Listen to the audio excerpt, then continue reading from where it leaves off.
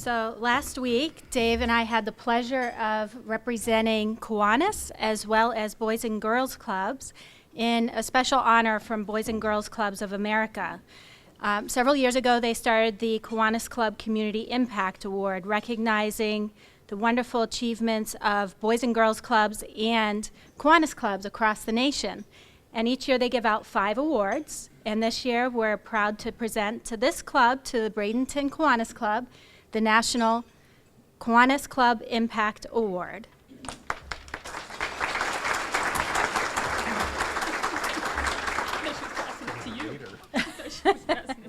She already did. And we have a couple of pictures from the award ceremony. So this was presented at the Florida Convention, and Perry Cooper, who is in charge of federal grants program and the partnership with Boys and Girls Club of America, was there to present the award to us.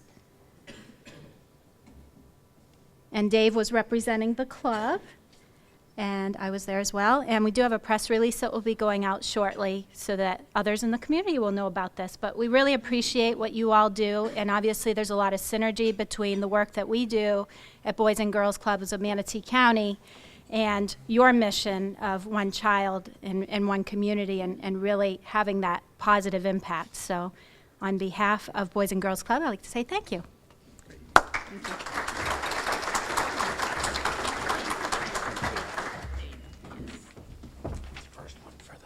Today, I'm pleased to introduce Judge Gilbert Smith, Jr. Judge Smith is a circuit judge of the 12th Judicial Circuit who was elected November 4th of 2008 and took office in January of 2009. At this time, Judge Smith is assigned to the Civil Division.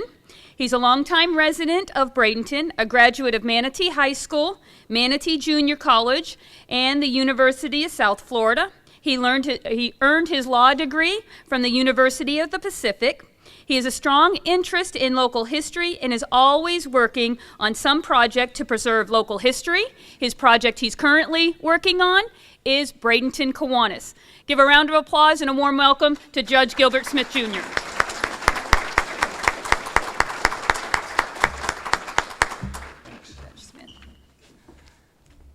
Hello, everybody. My name is Gilbert Smith, Jr., and I want to thank all of you for allowing me to be here today to talk about a project I'm working on, and that is the history of the Kiwanis Club of Bradenton. I'm not an official member, but I am a friend. Now, I do want to add, because you've already been introduced to Mavis Hensley, and I just want to tell you all, there's a lot of you here that know or knew Judge Hensley, but Judge Hensley joined this club in 1955. And he became president of this club in 1967. And so thank you, Ms. Hensley, for being here and for bringing this memory back of Judge Hensley.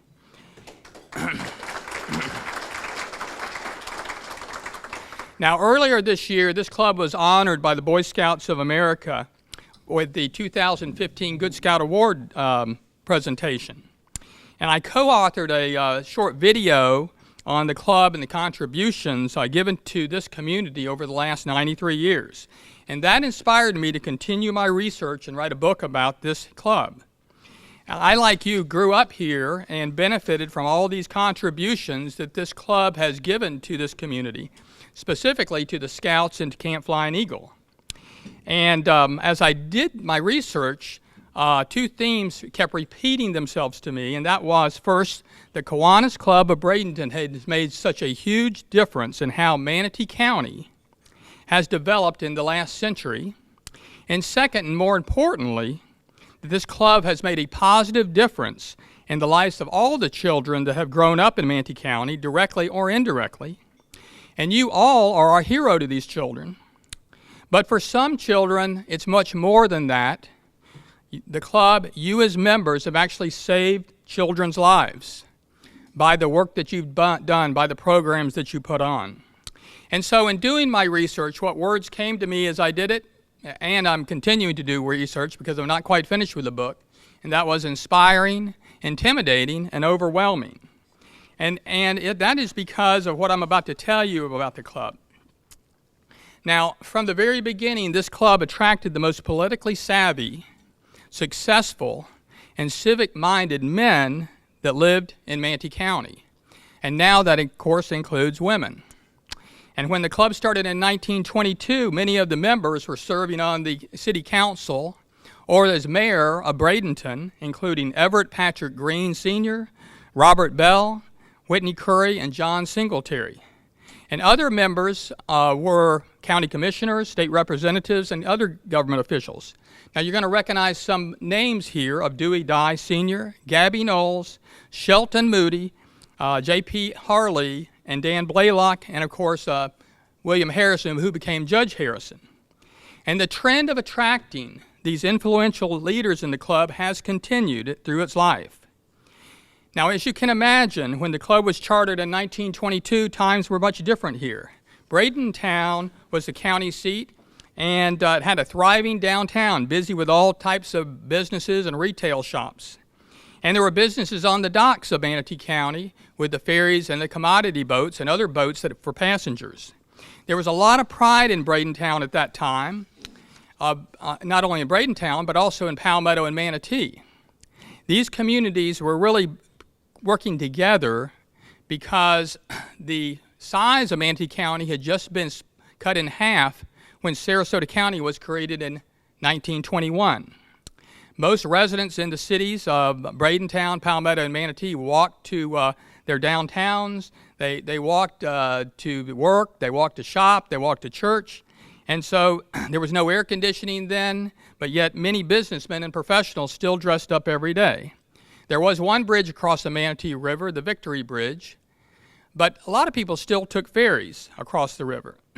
So let's look back in time. It's noon Tuesday, September 5th, 1922 in downtown Bradenton. A group of men arrived at the dining room at the Jupiler Hotel, and which is on Main Street.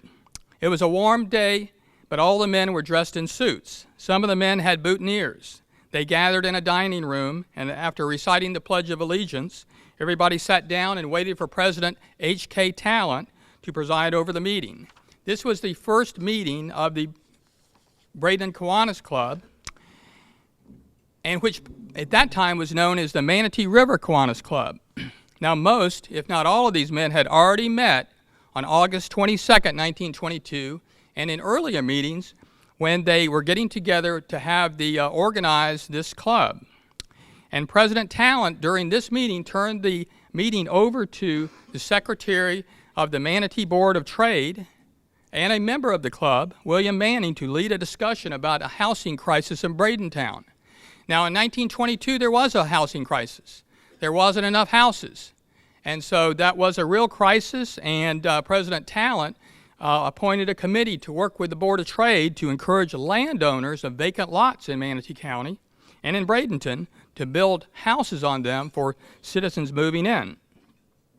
Now later, on September 29, 1922, the club would hold an evening gala at the Bradenton's Women's Club to receive the charter from the Kiwanis International and celebrate the establishment of the Manatee River Kiwanis Club, which again became known as the Bradenton Kiwanis Club. And so this club got its start. And for 93 years, the members of this club have met on a Tuesday for lunch for an interesting and entertaining program. Now, the first name, the Manatee River Kiwanis Club, was appropriate at the time because the second meeting of the club was on September 12, 1922 at the Oaks Hotel in the Main Street in Palmetto. And this trend continued for many years of the clubs holding their meeting once in Bradenton and next in Palmetto.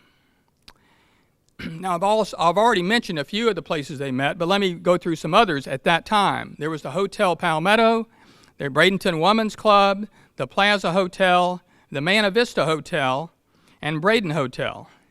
And in 1924, the legislature approved Bradenton changing its name to Bradenton. Now, it wasn't until several years later that the club began to stay in Bradenton to hold its meetings. And remember, in those days, ferries were not only the appropriate way to travel, it was enjoyable. So can't you all imagine what it would have been like to show up at the docks at 11:30 a.m. on a Tuesday to wait for that ferry to take you to Palmetto for your meeting? Now, writing about the Kiwanis Club of Bradenton is like writing about the history of Manatee County. They're woven into each other. There's so many things about that they grew together. And at that time, the club was always taking up significant projects for the community. And if the club as an official body didn't take up a project, then individual members, these very ambitious and these strong leaders, they would take up a project and they would talk the club back into backing them up. And so from the beginning, there was an emphasis on projects which benefited children. Early on, there was a project to assist disadvantaged children. And it was only several weeks into the formation of the club that a speaker came from Kiwanis International that talked about what Birmingham was doing, and that was to present disadvantaged children with presents on Christmas Day. And so this club thought that was a good idea. President Talent appointed a committee, and from that day forward, for many, many years, the project for the club was to raise money to surprise disadvantaged children on Christmas. And so the club went on to establish so many types of programs, and one that came up in the 1930s was the summer health camp program that Kiwanis put on for years on the Manatee River. And after a few years, they went out to Camp Flying Eagle when that was established, and they had summer camp out there using the scouts to help them with that. Now, the clubs continue to provide services to disadvantaged children, as all of you know, through different programs, including the Scouts, the Boys and Girls Club, the Youth Centers and Clubs, Foundation of Dreams, and the schools. And, of course, with a highly successful Christmas in August program, the club continues to raise the bar for helping programs for children. Now, from the very beginning, Kiwanis Club had serious topics they talked about at their luncheons. And, of course, in the 20s, it was the housing situation. There was also a crisis on having enough rooms for tourists. And so they talked about that. They tackled that with forming and putting together a group to build a tourist hotel. Not sure what that was, but that's what they called it. And, of course, there are members at the same time that the Manatee River Hotel was being built. There was a group of men who were members of this club that formed another committee to build another hotel. That turned out to be the Dixie Grand Hotel. And so the club has always been involved on raising the bar on issues and taking on topics. The club tackled in the 30s, the 20s, the fire prevention, since so many buildings were still wooden buildings, and in fact part of downtown burned down at one time. And so they encouraged the school board to teach students fire prevention and to have fire drills. The club also recognized risky schemes in the 20s and 30s, and it called in bankers and lawyers to try to debate this issue and assist citizens around Manatee County from getting too involved in those type of risky situations. So the clubs never shied away from important topics to help the citizens in Manatee County. And of course, last week you had Dr. Green here from the Manatee County School Board, our superintendent, to talk about what importance the school board is to this community and the school district. And so from the beginning, the luncheons were all so fun. And in those days, probably because there was no electronic devices, there was no videos, that they resorted to skits. And so often through the 1960s at the club, they would always put on skits, and they would have the members play roles for the different players, whatever skit they were putting on, which would be an interesting idea to start over again. Now, after the Manatee River Hotel was completed in 1925 and Dixie Grand was completed in 1926, the club held most of its luncheon meetings at one of these locations. And the dining rooms were spacious and formal, with white tablecloths, and each waiter was dressed in a uniform with a tie on. They were all formal affairs, and they stayed there for quite a long time. And you'll see many of the images on here from that era where they were at the Dixie Grand or at the Manatee River Hotel. And later, the club found a spot at the Point Pleasant Tea Cozy restaurant, And as you know, it was there until 1953 when the club moved into Kiwanis Hall. Now, researching the club has been such an interesting process thanks to Dewey Dye Jr. for the books he wrote on the club and the park in 1969. And he had the foresight to preserve the history for the club in the future. And thanks to Bob Sweat, who had to leave early today, for keeping that history alive in 1997, working on the book for the 75th anniversary. And what interesting is that the club's history is documented so well in our local newspapers from 1922 through the 80s. In each week, the newspaper covered every Tuesday meeting and wrote an extensive article about the program. So we can thank our local newspaper, the Bradenton Herald and its predecessor, the Evening Herald, the Manatee River Journal, for such fine reporting. So it was so great to have that, and I use that all the time. And I really do appreciate that the Herald was so smart to have reporting done on all that. Now, the clubs also always had programs that were newsworthy. The housing crisis, as I mentioned, the economy in the 20s and 30s, the war in the 40s and in the 50s.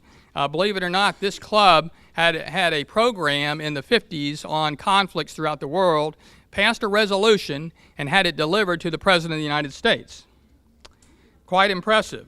But then at those times in the past, there have been such members of this club that have been so prominent and well known throughout the United States that they had the ability and also the importance to be able to provide such influence to our nation's capital.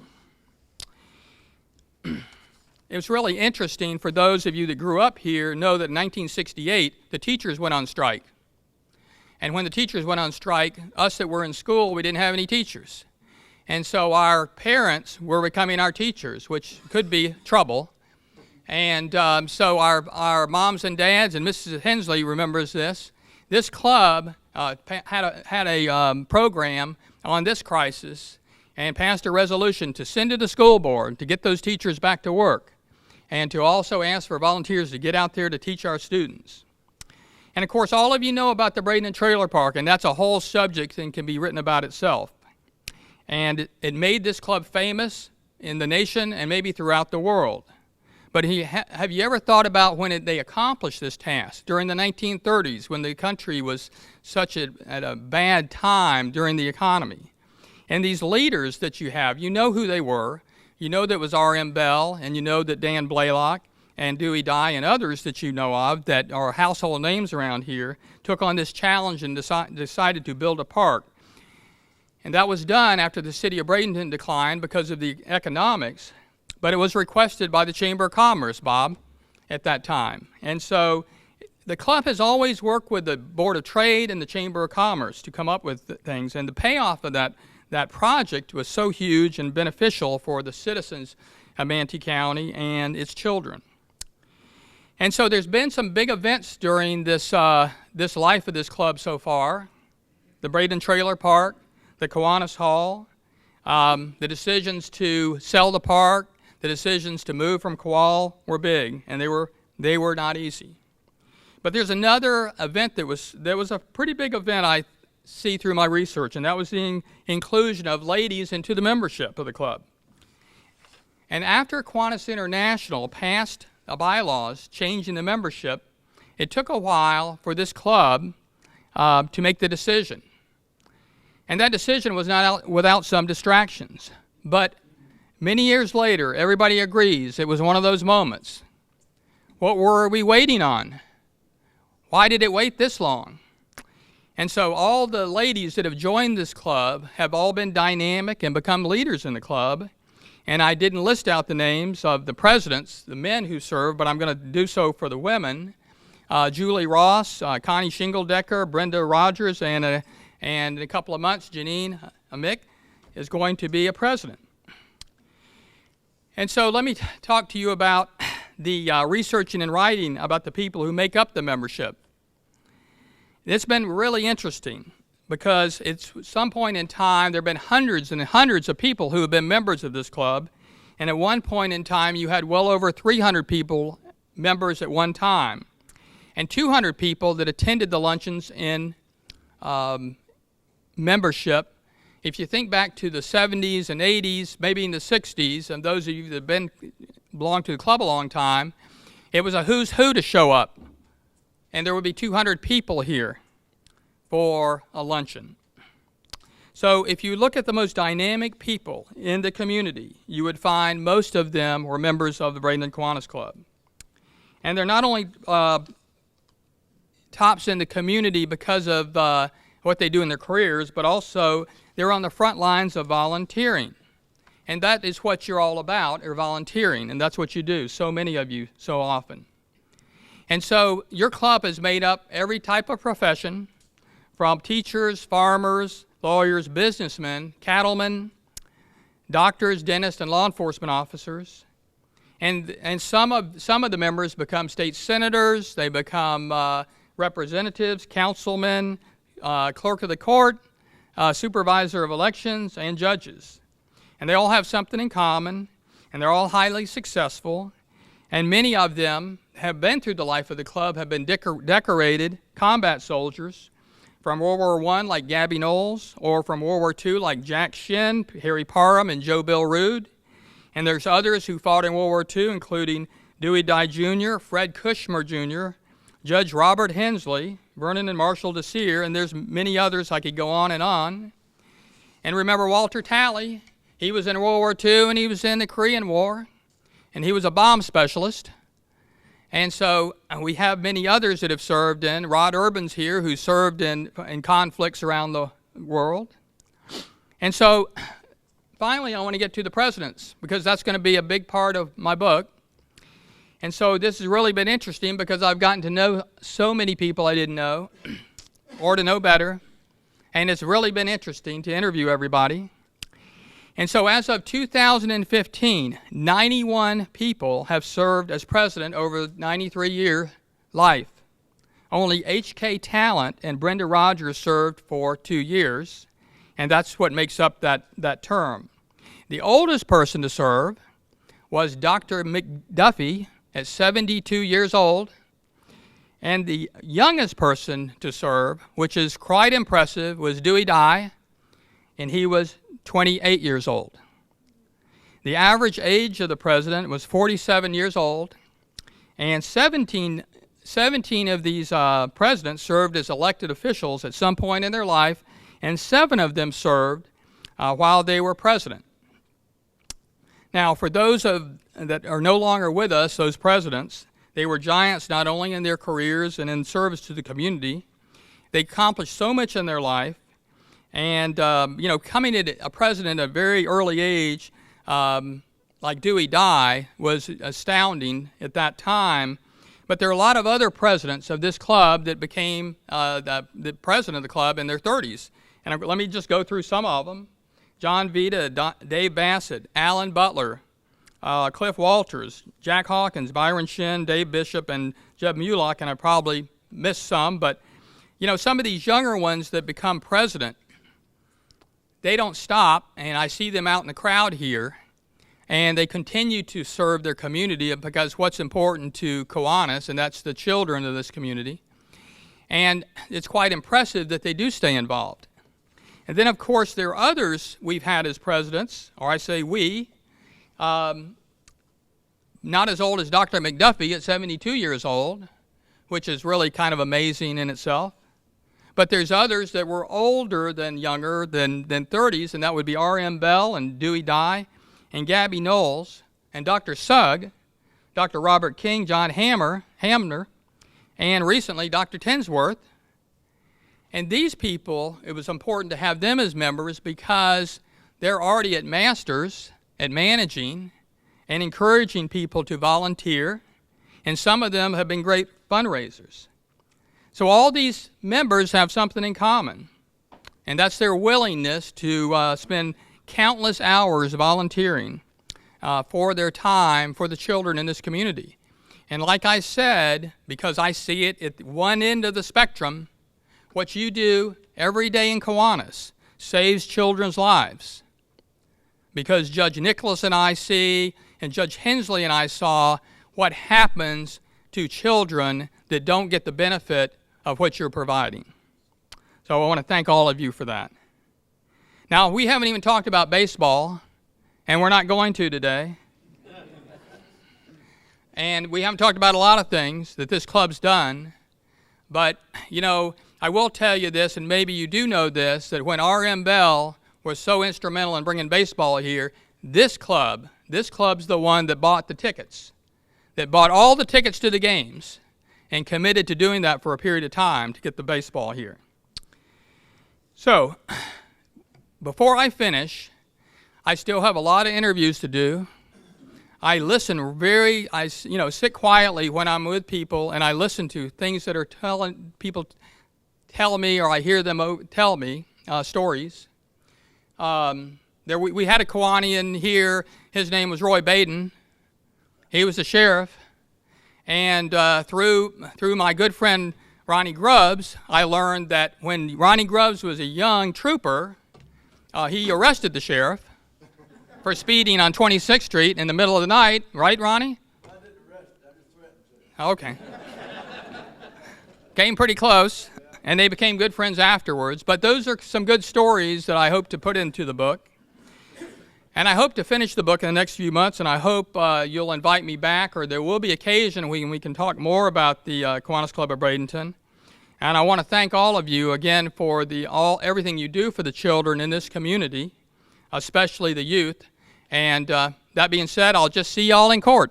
Are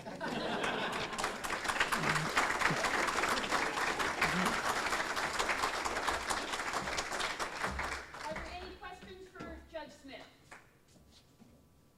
He's gone through a lot of information.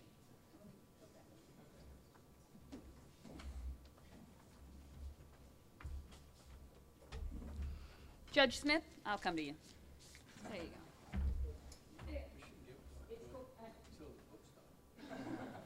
He said, don't give him the ruler until the book's actually completed. It's our pleasure here. Thank you. Thank you.